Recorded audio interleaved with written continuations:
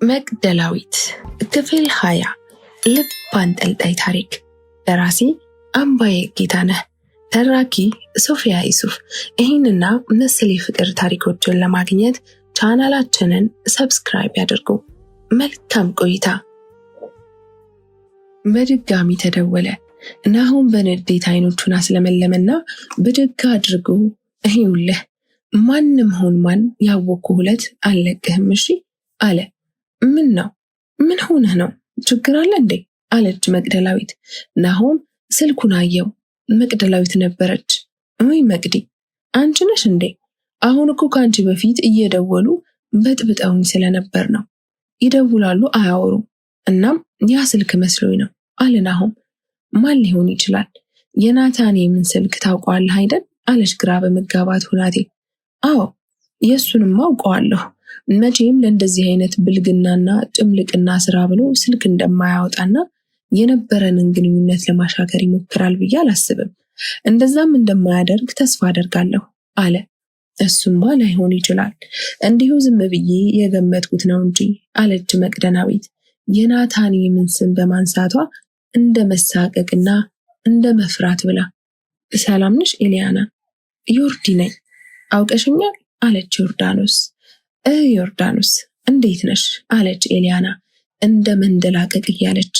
ዮርዳኖስ በኤሊያና አወራር ብስጭት እየተሰማት እንደ መናደድ ብላ፣ ይሄውልሽ ኤሊያና፣ ምንም ብትይና ምንም ብትሆኚ አክት ብታደርጊ እረዳሻለሁ፣ ግን ደግሞ ሰውንም ለመርዳት ሞክሪ። ያንቺ ስሜት ወንድምሽን ሊጎዳው ይችላል አለች። ምን ለማለት ፈልገሽ ነው? ምን አድርጌ ነው የምረብሸው? ደግሞ እንዴት ነው የምታስቢው? ደግሞ ጭራሽ ወደ እኔ አዞርሽው? አለች ኤሊያና በተንቀለቀለና በተናደደ ድምፅ። እሺ ለማንኛውም ከቻልሽ ለባሩክ የምታስቢ ከሆነ የባሩክን ስልክ ፈልጌ ነበር። አሁን ያለሁት የአድዋ ዩኒቨርሲቲ የአካዳሚክ ጉዳዮች ምክትል ፕሬዝዳንት ቢሮ ነው። በሱ ትዕዛዝ መሰረት ነው የደወልኩልሽ። ከፈለግሽ ዶክተርን ማዋራት ትችያለሽ አለችና ዮርዳኖስ ሐሳቧን አሳረገችላት። ኤሊያና እንደ መደንገጥም እንደ መጠርጠርም ብላለች። ግን ደግሞ የኤሊያና ፍራቻ የዮርዳኖስ እውነት ነበር፣ አወራሯም ነበር። እውነቷን ስለመሆኗ የጠረጠረችው ትንሽ ካቅማማች በኋላ እሺ ጠብቂኝ፣ አሁኑኑ እልክልሻለሁ አለችና ኤሊያና ያለምንም ማንገራገር ስልኳን ዘግታ ወዲያው ላከችላት። ዮርዳኖስም ደስ ብሏት ይሄው ላከችልኝ አለችና ለዶክተር ወንድማገኝ ይመር የባሩክን አድራሻ አሳየችው። መልካም ነው፣ አሁን እኔ ደውልለታለሁ፣ ጉዳዩን በአጽንኦት አስረዳዋለሁ። ያለውን ነገር ማወቅ አስፈላጊ ነው። አንቺ ግን በርቺ፣ ጥሩ ልጅ ነሽ። ጉዳዩን እዚህ ድረስ ስላመጣሽው ደስ ብሎኛል። ከዚህ በኋላ ዩኒቨርሲቲውን በመቅደላዊት ጉዳይ ተገቢውን እርዳታ ያደርጋል። ልጅቱ በጣም ከተጎዳችም የስነ ልቦና ባለሙያ እንዲቀጠር እናደርጋለን። በይበልጥ ደግሞ ከባሩክ ጋር በደንብ እናወራለን አለና ሰላምታ ሰጧት። ተለያዩ። ዮርዳኖስ ከዶክተር ወንድማገኝ ቢሮ እንደወጣች በደስታ ዘለለች። ደስ አላት። አንድ ነገር፣ ትልቅ ነገር ያደረገች ያህል ተሰማት። ውስጧ በሐሴት ሲሞላ ታያት። አንተ የኔ ድክመት፣ የፍቅሬ ምልክት፣ አላልቅልሽ አለኝ ቢመዘዝ ሰበዙ፣ እንደ አባይ ዳር በለስ ሆነህብኝ ወንዙ። ትመጣለህ ብዬ ባይ ማዶ አለቀልህ ልቤ ተንዶ ተንዶ። አንገቷን ሰበር አድርጋ መቅደላዊት ለራሷ አንጎራጎረች። አይኖቿ ላይ ትዝታና የማይመጠን ፍቅር ይታያል። ጠንካራ ለመሆን እየሞከረች ትመስላለች። ነገር ግን ፍቅሯ አድክሟታል። አይኖቿ ማዶ በጉም ብዛት ከተሸፈነው ሰማይ ተሰክተዋል። ከትንሽ ደቂቃ በኋላ ሰማዩን ያስጌጠችውን ቀስተ ደመና ደግሞ ሰማዩን በግማሽ በኩል አካለለች። አሁንም አይኖቿ እንዳቀረዘዙ ናቸው። ቀስተ ደመናው እየደመቀ ጉሙ እየሳሳ ሰማዩ ደግሞ ወደ ውሃ ቀለም እየተቀየረ ሄደ። መቅደላዊት ግን ማየት እንጂ አልተመለከተችውም። በራሷ የምናብ ምድርና ሰማይ ሆና የራሷን ከዋክብቶች እየቆጠረች ነው። እንደዚህ አትሁኝ፣ እመኚ፣ አንድ ነገር አደርጋለሁ።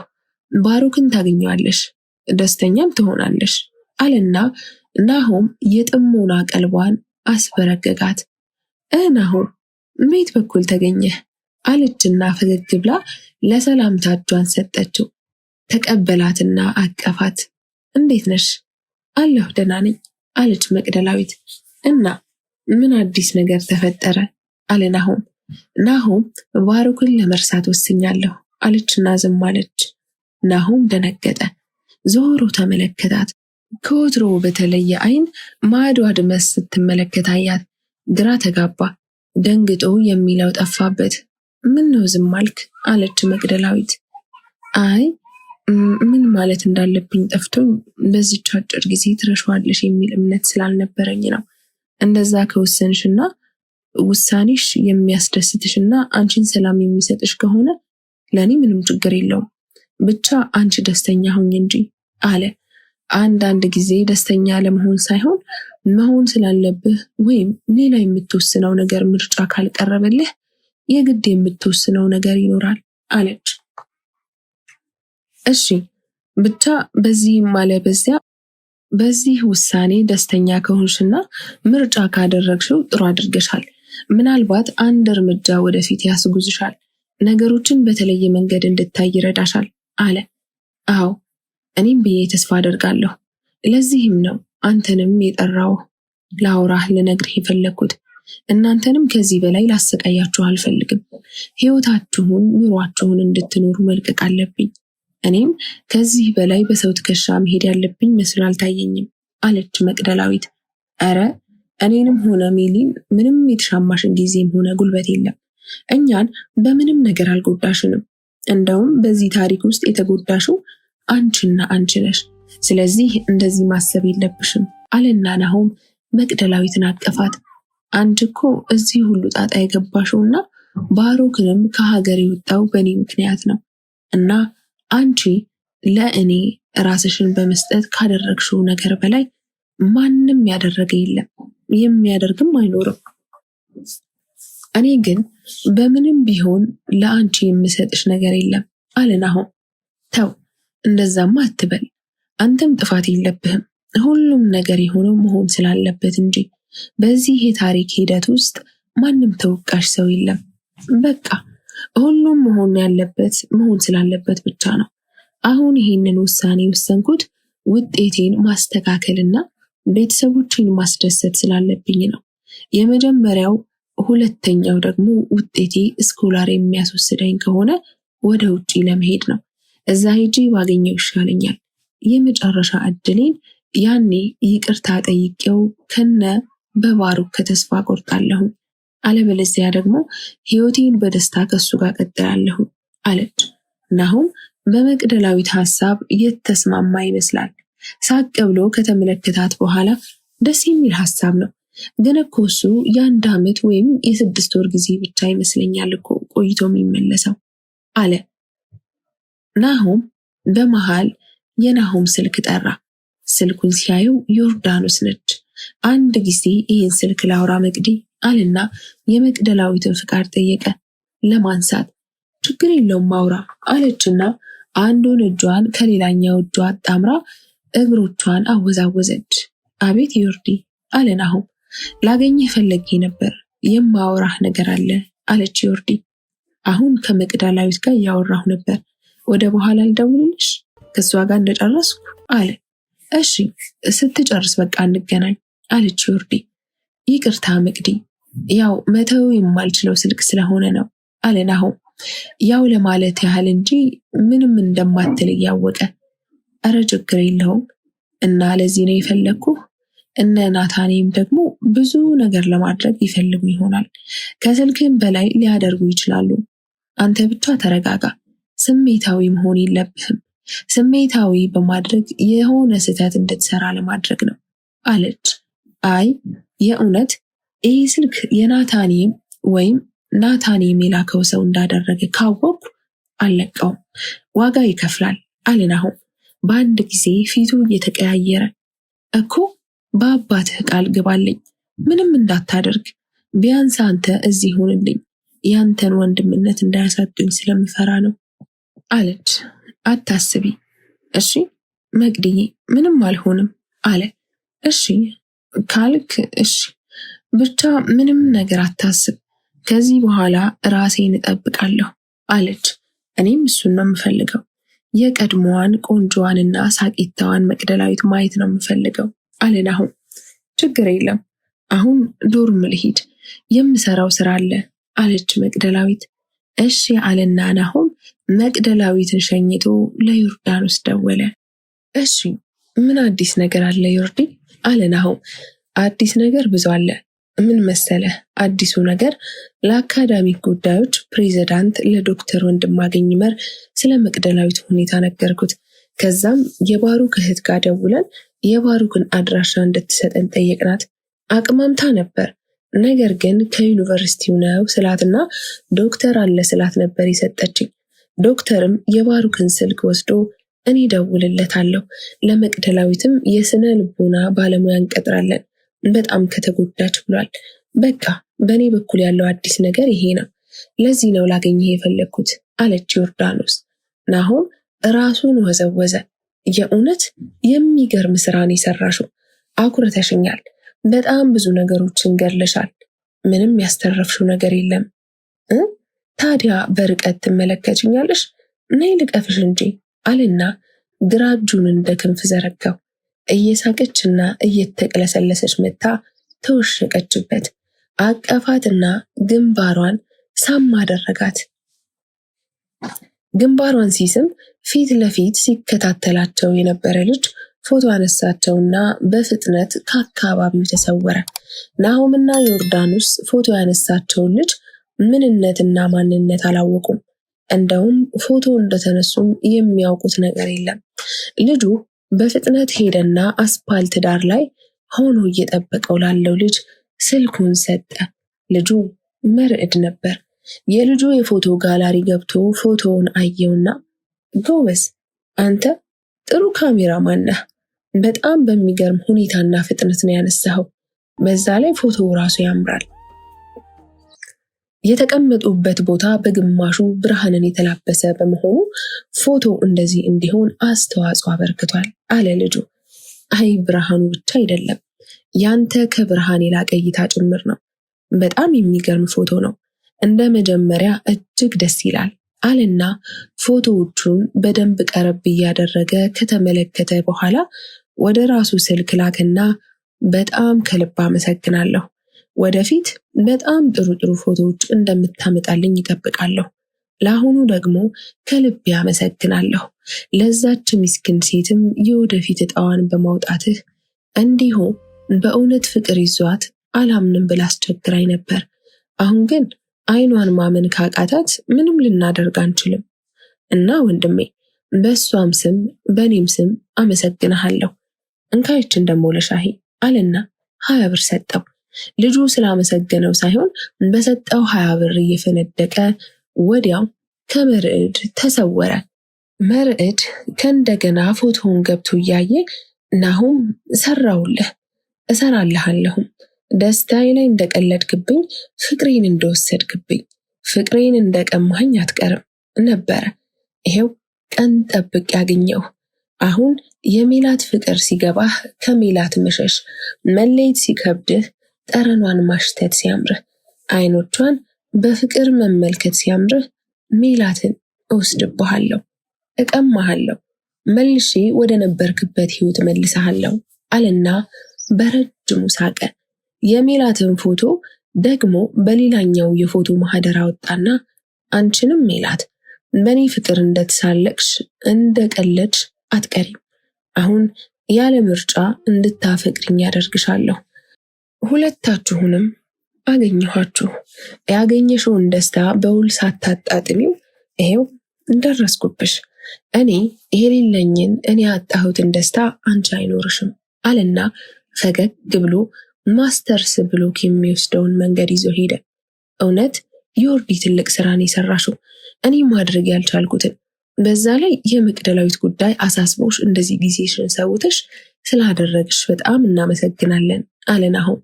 ተው እንጂ ናሆም፣ ምስጋና አታብዛብኝ።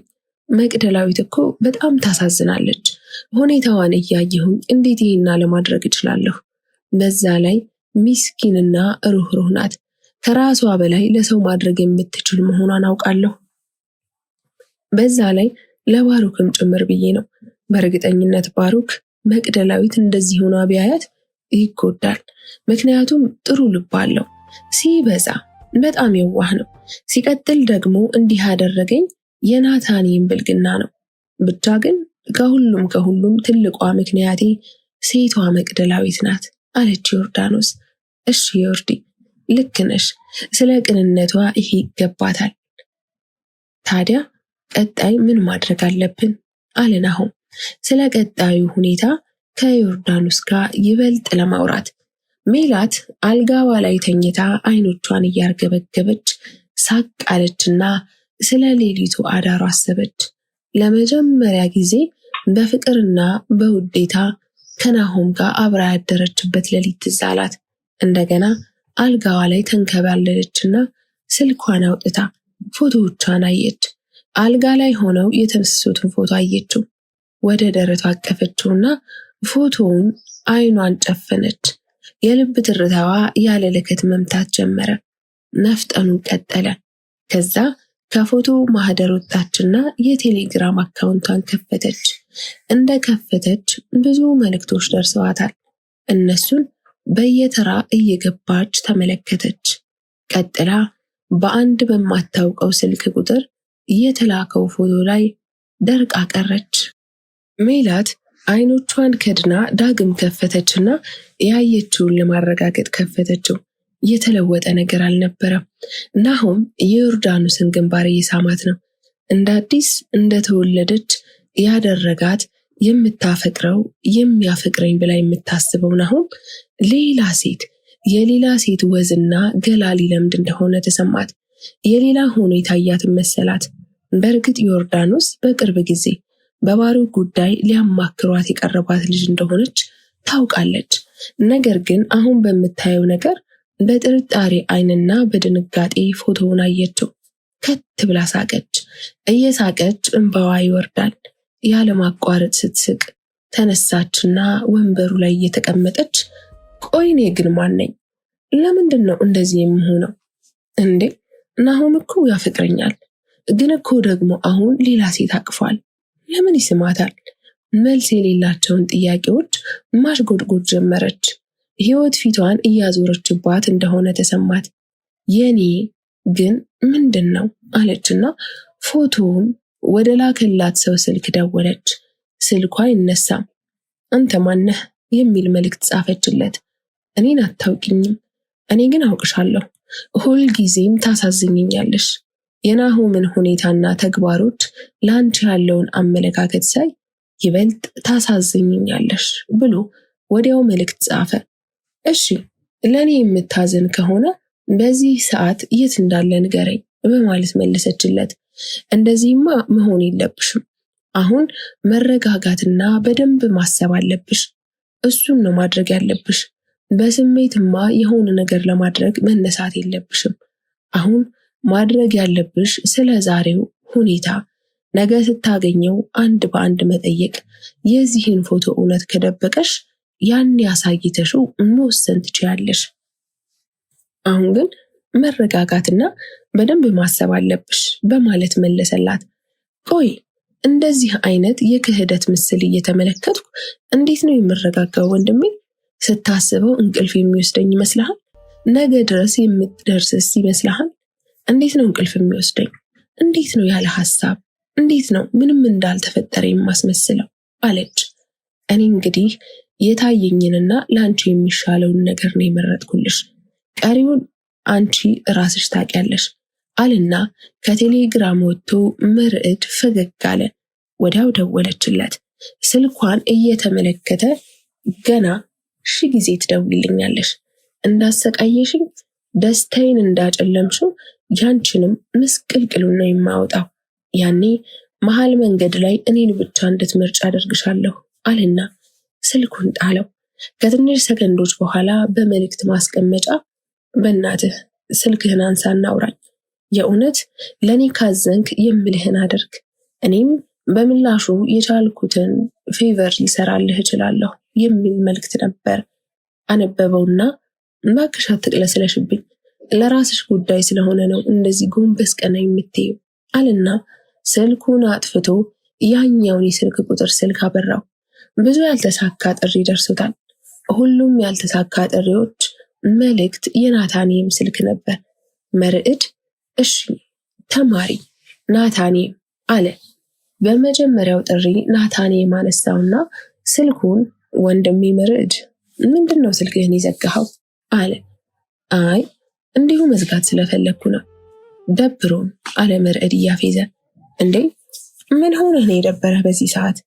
በዚህ ሰዓት እኮ ደበረኝ የሚባልበት ሰዓት አይደለም አለ ናታኒም። እሺ ልክ ነህ፣ በቃ እንደዛ አስባለሁ። ታዲያ ምን አዲስ ነገር አለ አለ መርዕድ። እኔ ጋ ምንም የለም አንተ ጋ ከሌለ በቀር። መርዕድ ከአንተ ጋ እንዳለ ብዬ ነበር እንደዚህ ብዙ ጊዜ ደወልኩልህ አለ ናታኒም። እኔም ጋ ምንም የለም ባክህ፣ ሁሉም እንደነበረውና እንደታቀደ ብቻ ነው እየሄደ ያለው። አባቴ አንተ ጋ እንዴት እስካሁን ምንም ነገር የለም አለ መርዕድ እየሳቀ። አንተ ጋ ነበራ መስራት ያሰብኩት። ለማንኛውም ተገናኝተን ብናወራ አለ ናታኒም። አልችልም፣ ብዙ ስራ አለብኝ። ታይትልም ስለማስመርጥ ትንሽ ማንበብና መዘጋጀትም አለብኝ አለ መርዕድ። እሺ በቃ እንዳልክ፣ ለማንኛውም ግን አትጥፋ። ይሄኛውን ቸል አትበለው፣ ቶሎ መስራት አለብን። እኔ አሁን ለባሩክ እጽፍለታለሁ። ከዛ ቀጣዩን ስቴፕ ደግሞ አብረን እየተነጋገርን ብናደርግ የተሻለ ነው አለ ናታኒም። የመርዕድ ሁኔታ ግራ እያጋባው። እሺ እናወራለን፣ ግን ደግሞ ትምህርትንም መዘንጋት የለብህም፣ ማንበብ አለብህ። በዚህ ነገር ብቻ ተመርዘህ ያኛውንና ዋነኛውን እንዳትረሳ አለ መርዕድ። እሺ አታስብ፣ እሱንም አካል ያዝኩ። በምን ምክንያት እዚህ ግቢ ቆያለሁ ብለህ ነው አለ ናታኒም። መልካም፣ እንደዛ ካደረግክ በቃ እንደዋወላለን አለና መርዕድ ስልኩን ዘግቶ ከዚህ በኋላ ካንተም ጋር ግንኙነታችን በመስመር መሆን አለበት። ብዙ ጊዜ ካንተ ጋር ማሳለፍ የለብኝም፣ አረ እንደውም መገናኘትም የለብንም አለ። ሜላት ለናሆም 2 ጊዜ ደወለችለት፣ ነገር ግን አያነሳም። በሶስተኛው አንስቶ ይሄኔ ፍቅር ትንሽ ጠብቂኝ ቆይቼ ደውልልሻለሁ ብሎ ሊዘጋው ሲል እንዳትዘጋው አለችና አንባረቀችበት። ናሆም ድንግጥ አለና ምን ነው ምን ሆነሽ ነው አለ ግራ በተጋባ አነጋገር። አሁን የት እንዳለህና ከማን ጋር እንደሆንክ ንገረኝ አለች። ከዮርዳኖስ ጋር ከዋርካው አጠገብ ካለው ህንፃ ዘርአይ ፓርክ አለ። አሁኑኑ መጣሁ አለችና ስልኩን ጆሮ ላይ ዘጋችበት። እየተፈጠረ ባለው ነገር ደንግጦ የተዘጋውን ስልኩን ማየት ጀመረ። ሁኔታውን አይታ ምን ነው የተፈጠረ ነገር አለ ናሆም አለች ዮርዳኖስ። ትከሻውን ወደ ላይ ሰበቀና አላውቅም፣ ተናዳለች። የተናደደችው ደግሞ በእኔ ነው። ለምን ትናደድብኛለች? አብረን ነበር። ምን የተለየ ነገር አድርጌ ነው? ከሷ በኋላ ደግሞ አንቺን ያገኘሁት። ግራ ተጋባ። ግራ አጋባችኝ አለ ናሆም። ምናልባት እኔ መሄድ ሳይኖርብኝ አይቀርም ብላ ዮርዳኖስ ልትነሳ ስትል አይሆንም፣ ለምን ትሄጃለሽ? መቼ ጨረስን ቁም ነገራችንን ብሎ እጇን ስቦ አስቀመጣት። ማለቴ ያው ሁለታችሁ ማውራት ያለባችሁ ነገር ይኖራል ብዬ ስላሰብኩ ነው አለችና ተደላድላ ተቀመጠች። ምን አጋጥሟት ነው አለ ናሆም እጁን አፉ ላይ ጭኖ። ከትንሽ ደቂቃ በኋላ ሜላት እሳት ለብሳ እሳት ጎርሳ መጣች። አኳኋኗን ተመልክቶ ናሆም ከተቀመጠበት ብድግ አለ። ናሆምን አለፈችና የዮርዳኖስን አንገት አነቀች። ናሆም ታስፈነጠረና ምን እያደረግሽ ነው? ያምሻል እንዴ ብሎ እጇን ከአንገቷ አላቀቀውና ለብቻዋ ገፍቶ አቆማት። ዮርዳኖስ ደንግጣ ባለችበት ቆመች። እጆቿ ተንቀጠቀጡ፣ አፏ ተርበተበተ፣ ደንዝዛ ተቀመጠች። ምን አደረገችሽ? ምን ሆንኩ ብለሽ ነው? ያምሻል አለ ናሆም ተናዶ። ምንድነው ያደረጋችሁት? ይባስ ብለህ ደግሞ እኔን ትጠይቀኛለህ? አንተ ራስህ ምንድነው ያደረከው? መልስልኛ አለች። ሜላትም በናሆም ላይ የተናደዱ አይኖቿን እየወረወረችና እጇን ወደ ደረቱ እየጠቆመች አሁን ምን ተፈጥሯል ብለሽ እንደመጣሽ ብቻ ንገሪኝ፣ ካልሆነ ግን እንጣላለን አለ ናሆም። ተጣላኛ ደግሞ በላይ ሆነ እኔ ላይ ልትናደድ ለመጣላት እንደምትፈልግ ልታስፈራራኝ ትፈልጋለህ? አላበዛኸው? እንጣላ። እኔ እንኳን ያንን ሁሉን ነገር አድርገኝ እንጣላ አላልኩህም። ጨምላቃ ውሸታ፣ እውነቱ ሲገለጥብህ በዚህ ልታስፈራራኝ ትፈልጋለህ? አለች ሜላት ደረቱን እየገፋች። ናሆም ግራ ተጋባ። ምን ሆንሽ ነው? ምን አደረግኩሽ? እሺ ለምን አትነግሪኝም? አለ። ክፍል 21 ይቀጥላል።